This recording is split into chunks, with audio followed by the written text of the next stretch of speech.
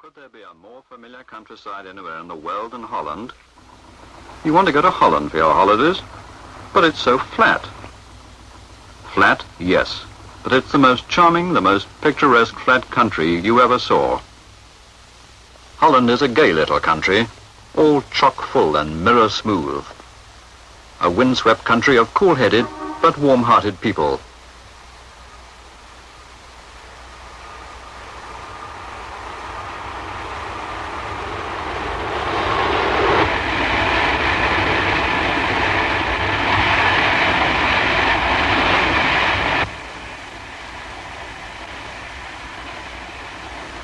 It's not often that you get presented with an opportunity to have a holiday with the added stimulation of a little research work thrown in, but Freddie Albeck, enjoying a few days' break from film and television work in Denmark, bought a copy of a new book, Strange Parallel, which presents some surprising evidence on the possible origins of the Dutch. Strange Parallel inspired him to buy a ticket for Holland in order to check out the story for himself.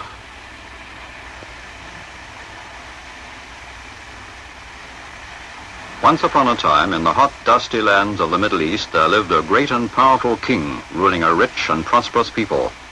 So rich was he that other rulers came many hundreds of miles just to see this great sight. But all power corrupts, and it wasn't long before Solomon's kingdom began to crumble and the nation became divided against itself. In the 8th century BC, Tiglath-Pileser and the Assyrians came down like a wolf on the fold and deported the northern part of the kingdom en masse. They were taken away captive into Medo-Persia. Now, one of these groups of captured people was called Zebulon. All this happened in the time of Sargon in 722 BC, and later in the time of his successor, Sennacherib, who made his attack in 705 BC. And this is the account of his assault on Jerusalem. You can see it in the British Museum. Although the northern part of the country, whose capital was Samaria, was now almost a depopulated wasteland, the southern kingdom, whose capital was Jerusalem, went on living and trading as though nothing had happened. But they were to have a rude awakening.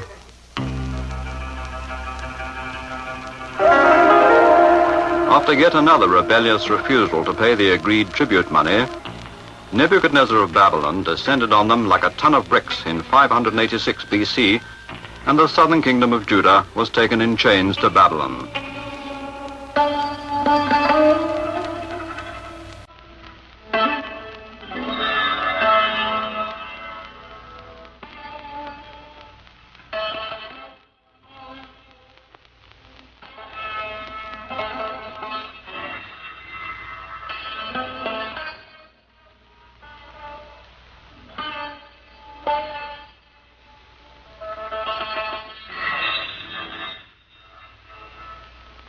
Years later, whose occupation of Babylon is recorded on this clay cylinder, allowed Judah to return to Palestine.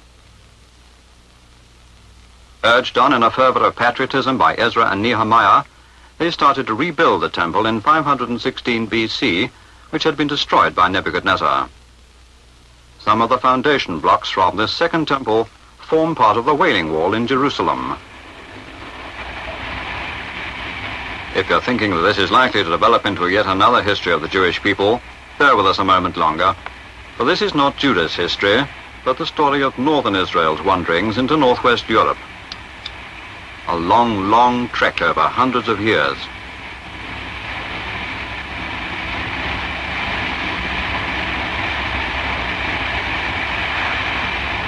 Now here's a real-life detective story. What happened to the missing northern kingdom of Israel?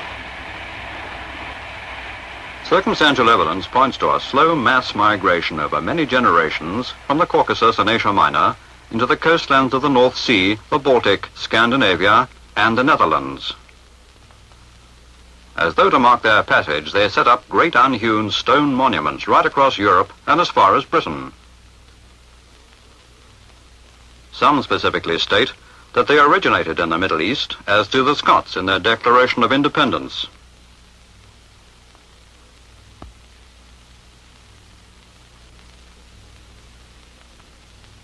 One of the difficulties in tracing this missing nation is that they were known by several different names.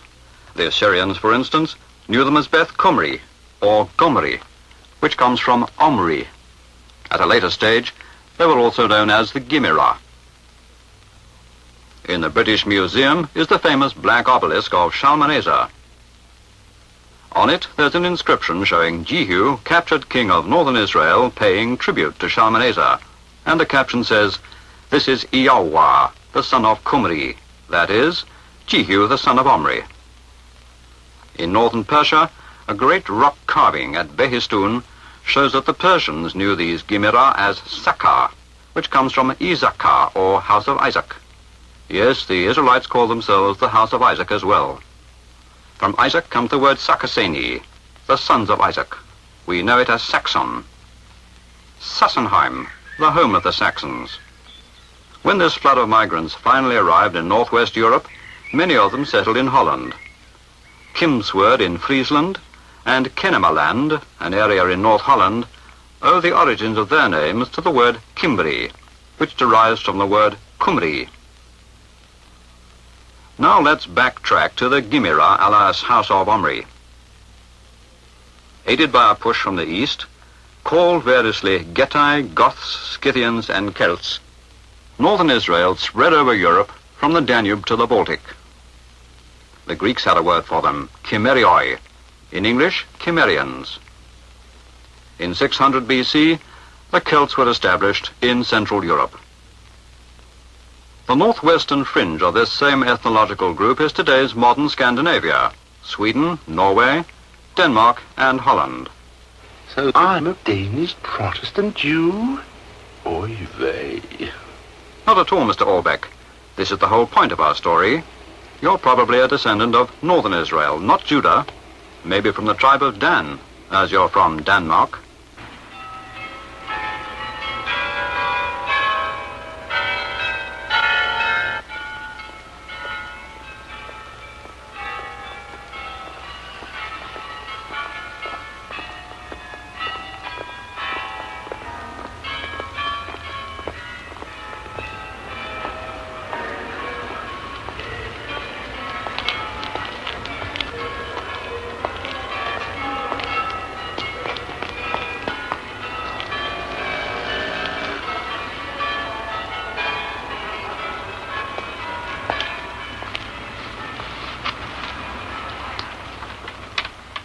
The starting point for this expedition, the old market town of Middelburg. Thence northwards across the broad inlets separating the islands towards The Hague and Amsterdam.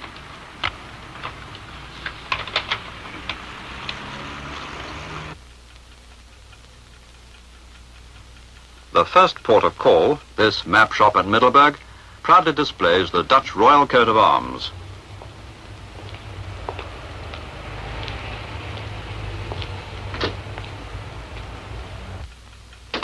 The Dutch have always excelled at map making, and in the days of pioneer exploration, all Europe came to Holland for the best, most accurate charts.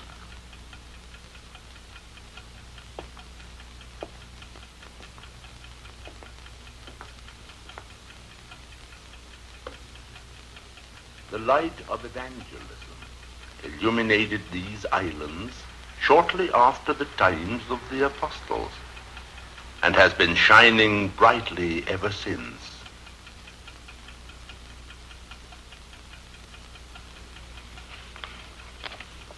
A page in this 17th century chronicle of Zeeland shows 1st century deities, one being a local so-called goddess called Nehelenia.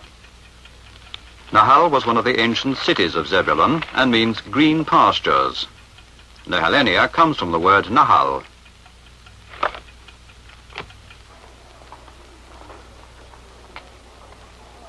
Since the earliest days of civilization, when man first made himself a cup to hold water, a jar to hold grain, or a blade to cut the hide from an animal, basic designs have changed little.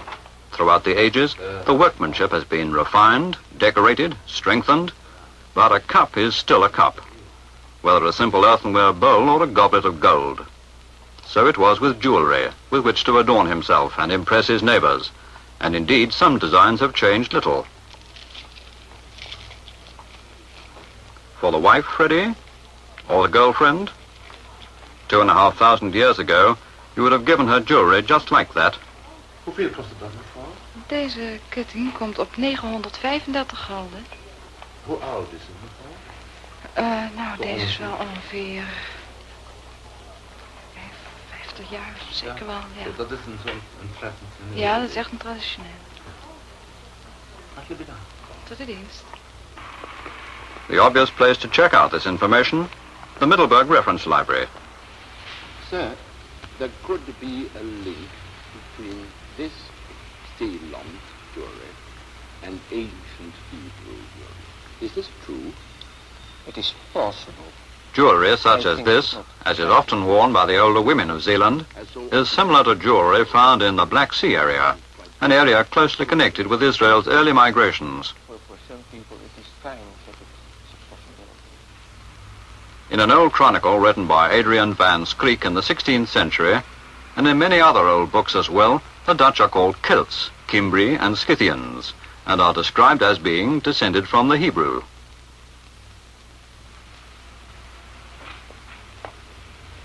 Even the name Zeeuwen, or in ancient times Swaven, the name of the people in this area, is almost identical in sound with the Hebrew name Zebulon. This is the Mosaic blessing to the tribe of Zebulun, that they shall succor the hidden treasures from the sea. The English lecturer John Wilson noticed this strange parallel between Zebulun of Israel and modern Holland and mentions it in his book.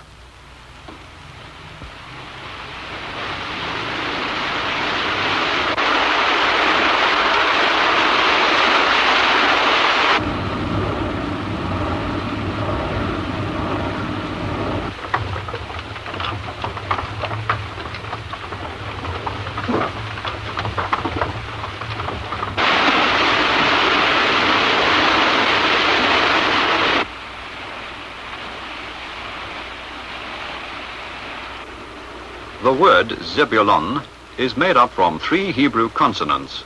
There being no vowels in this language, the consonants are Z, B, and L.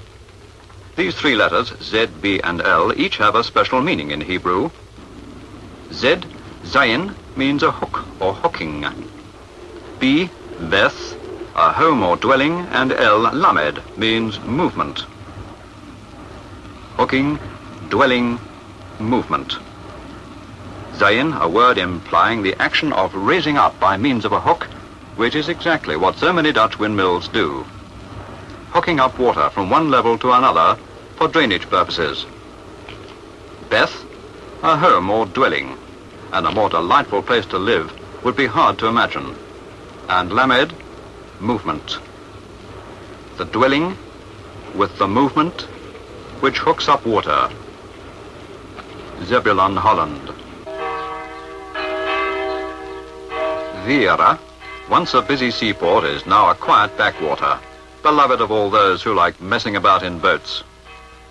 It's a dreaming village now, but was once the Dutch end of the cross-channel packet service. In the days of the wool trade, when fast clipper ships ran between Australia and northwest Europe, the Scottish wool merchants built their solidly prosperous houses on the quayside at Veere. Middelburg, Veere, Zierikzee on the island of Schouen. Stepping stones in the trail of evidence. Over my head, there's music in the air. Over my head, there's music in the air. There's bound to be a God somewhere.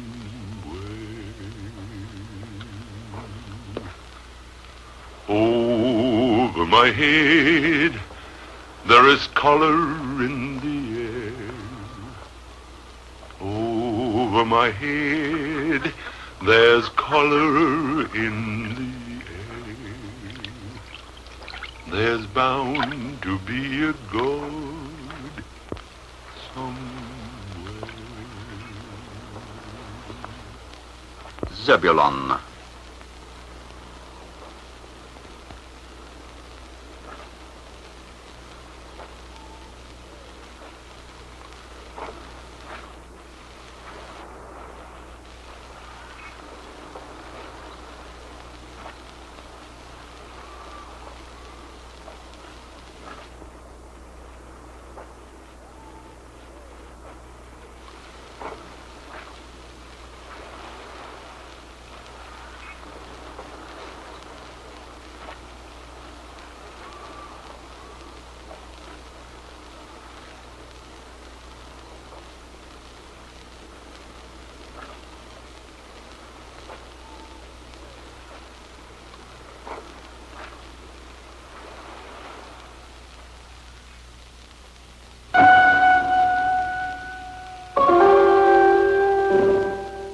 After the floods on that terrible night of February the 1st, 1953, which inundated most of the island of Schouen, the possibilities of damming the broader inlets of the sea were discussed.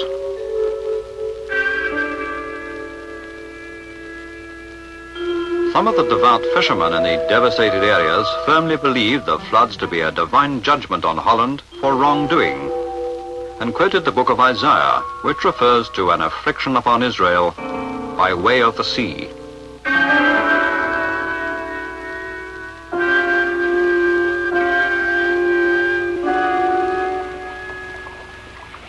So that this disaster might never happen again, the vast Delta scheme received immediate priority, a scheme in which the main sea inlets were to be connected by a series of dikes linking the island areas together, usually with a main motorway along the top, each island with its own defense system.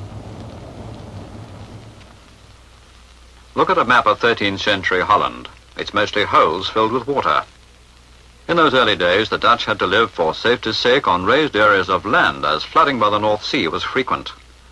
Gradually, these areas became linked together. They were called terps, and primitive dikes were constructed enclosing large areas of tidal marshes.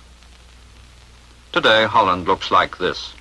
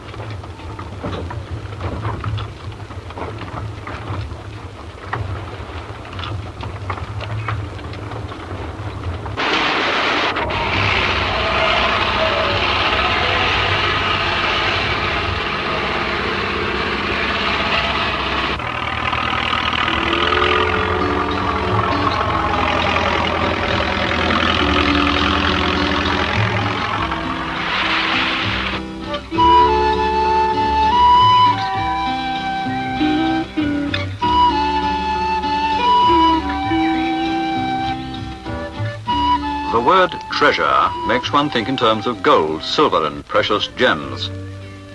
But to the Dutch, the real treasure is land. To the hard-working Hollanders, the real treasure is a field of tulips or a lush green meadow with fat Frisian cattle grazing where before was only the cold grey North Sea.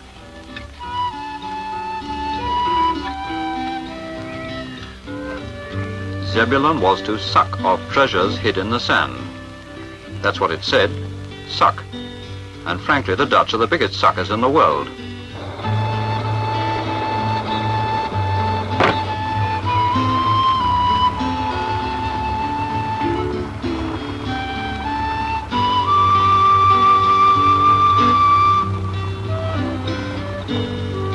For Zebulon shall suck of the abundance of the seas. So wrote the old Hebrew prophet. The head of the population, Holland has one of the largest and most modern fishing fleets in the world. There's an old saying, every Dutchman a fisherman. Quite understandable, as he's so far from salt water.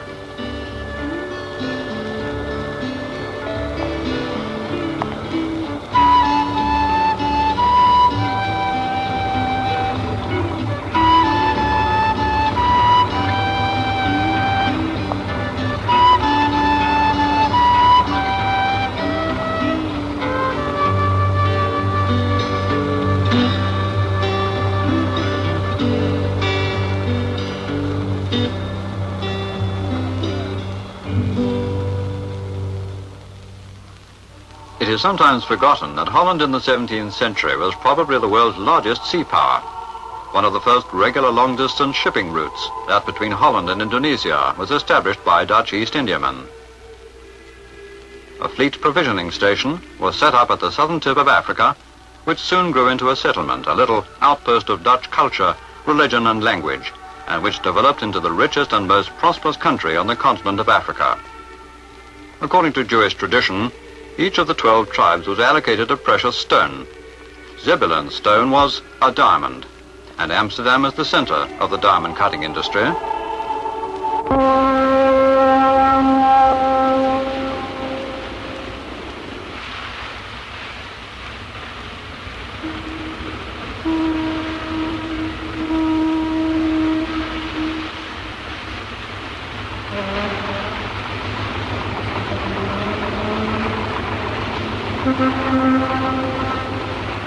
The vast port of Rotterdam is the greatest port in all Europe. Zebulon, a place of harbors, a haven. And the Dutch word for haven, hof, has exactly the same sound and meaning as the Hebrew word chof, the H and CH being interchangeable in the Dutch dialect as in Hebrew and Gaelic. In the center of The Hague is the Binnenhof, another type of hof or haven. The Binnenhof forms a great square surrounded on all sides by the Parliament buildings, and in the center, the Hall of the Knights, where Her Majesty the Queen of the Netherlands opens Parliament.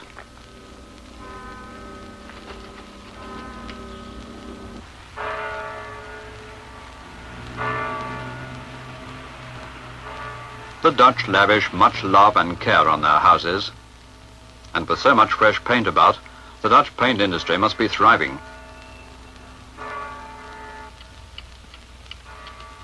And there's as much care and artistry on the insides as there is outside.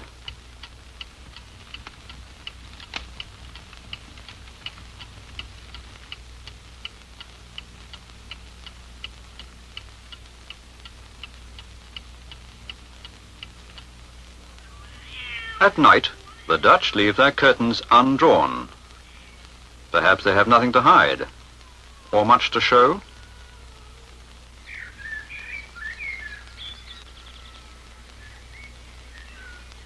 A lot of care is devoted to the old and retired ones in Holland, and many of them spend the evening of their lives in the peace and quietness of these little havens, the hofjes. Ja, ik ben wel in Holland geboren, maar in Friesland. Weet u waar dat is? Ja, dat weet ik heel goed. Friese provincie. She says she is very happy and contented and loves this place.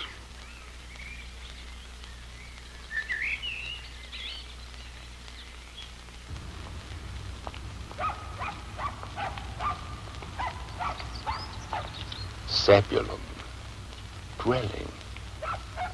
Jof, hof, hofje, haven, dwelling. Zebulon. A strange parallel here.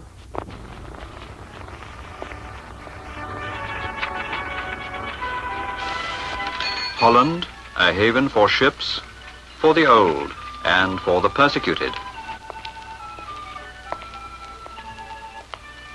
In the old days, there was a curious but widespread belief that a witch had no weight. The down-to-earth Dutch, perhaps mixing wry humor with realism, installed man-sized scales at Oudewater, to which the so-called witch, if you'll pardon me, could fly on her broomstick to escape the mob, and thus prove her innocence, or guilt if she weighed nothing.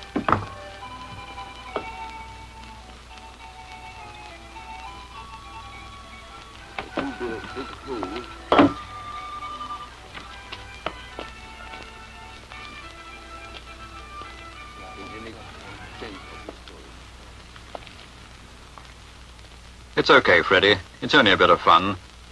We know you're not really a witch. Oh. In the Middle Ages, Holland was to prove very much a haven for intellectual giants such as Spinoza and Descartes. Those with new thought, new ideas on science and art, and especially those whose opinions ran contrary to established religious belief. Amongst the world's great philosophers, Erasmus. Holland throughout the ages has offered refuge to those who have sought religious and political freedom. The Pilgrim Fathers came to Amsterdam after leaving England in their search for freedom to worship as they pleased, but soon left Amsterdam for Leyden, which they found a fair and beautiful city of sweet situation. During their sojourn at Leyden, the Pilgrim Fathers met for prayer in St. Peter's Church. Their pastor was an Englishman, John Robinson.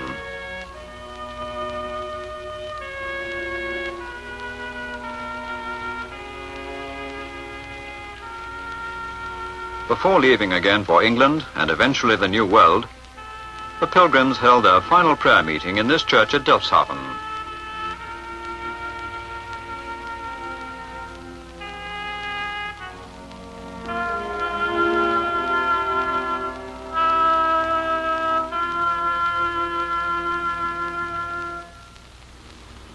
There are those in the distant past who have noticed this strange parallel between Zebulun and Holland.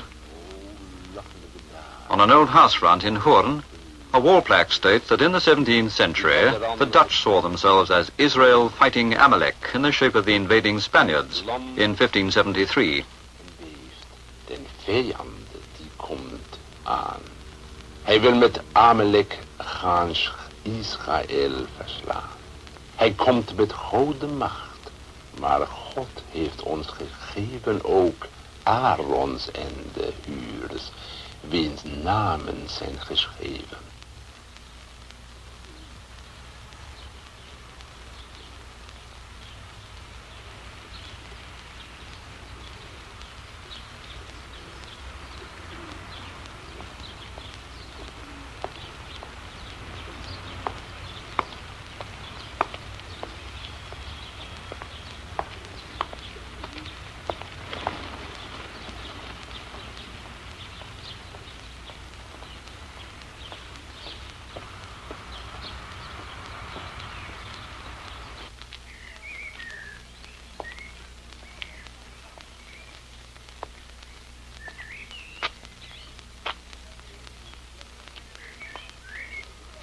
The Israelitish leader, Deborah, prophesied that out of Zebulun should come they that handle the pen of the writer.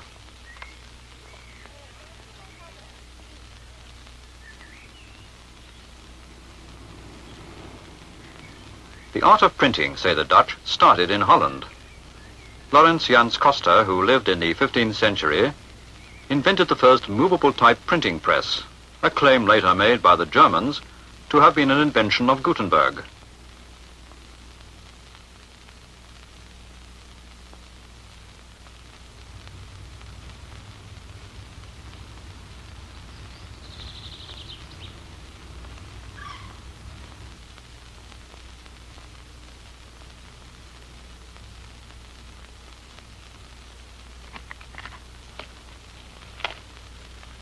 The wonders of the printed word, and in particular the wonders of the illustrated Bibles, bringing to the common people a new light, the light of the message of the gospel.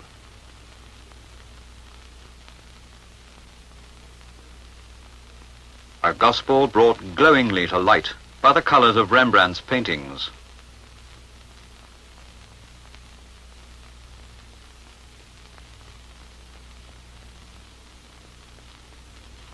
Some English writers in the 19th century noticed this strange parallel between modern Holland and ancient Zebulun, and others in the 20th century have noticed it and are recording it.